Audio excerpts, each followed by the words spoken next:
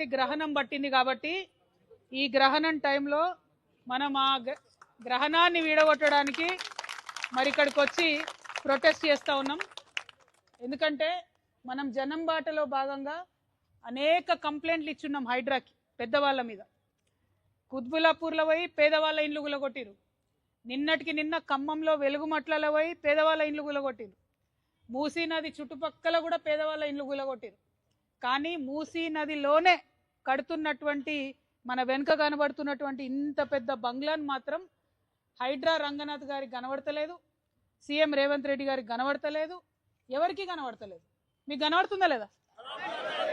గ్రహణంతోనేమన్నా కళ్ళు కనబడుకునేమన్నా కనబడుతుంది కదా మనందరికీ. మరి ఎందుకు హైడ్రా కనబడతలేదు? ఇది రంగనాథ్ గారు బుల్డోజర్ తీసుకొచ్చే వరకు మనం ఇడు ఉందామా? పక్క ముచ్చట్నా ఇక్కడనే ఉంటాం బుల్డోజర్ తీసుకొని వచ్చేంత వరకు. ఎందుకంటే మనం మన జనం బాటలో 4 నుంచి 5 పెద్ద పెద్ద ఇట్లాంటి బిల్డింగ్లే నదులను చెరువులను కబ్జా చేసిన ఇచ్చినాం. రంగనాథ్ గురు కూడా యాక్షన్ తీసుకుంటా అన్నారు. ఎక్కడ యాక్షన్ తీసుకోలే. యాక్షన్ ఎక్కడ తీసుకున్నారు? ఖమ్మంలో వెలుగుమట్లలో 600 మంది పేద ప్రజలను అక్రమంగా భూదాన్ ల్యాండ్లకి వెళ్ళి తీసి బయటేసారు. ఖచ్చితంగా ఖమ్మం కూడా పోతాం ఒకరోజు.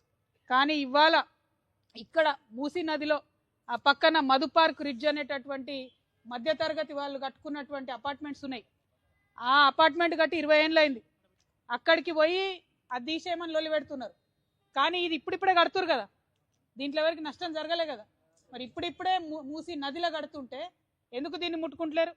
మాకు ఈ ప్రైవేట్ వాళ్ళతోనేం పంచాయతీ లేదు, ఖచ్చితంగా ప్రభుత్వంతోనే మా పంచాయతీ. పర్మిషన్ ఇచ్చింది బీఆర్ఎస్ ప్రభుత్వం. కాంగ్రెస్ వచ్చినాక 6 నెలలు ఆపిండ్రు. తర్వాత ఆమ్యామ్య తర్వాత మళ్ళీ వర్క్ స్టార్టెడ్. కాబట్టి ఇవాళ మేము ఒకటే అడుగుతున్నాం, న్యాయం అందరికి ఒకటే ఉండాలి.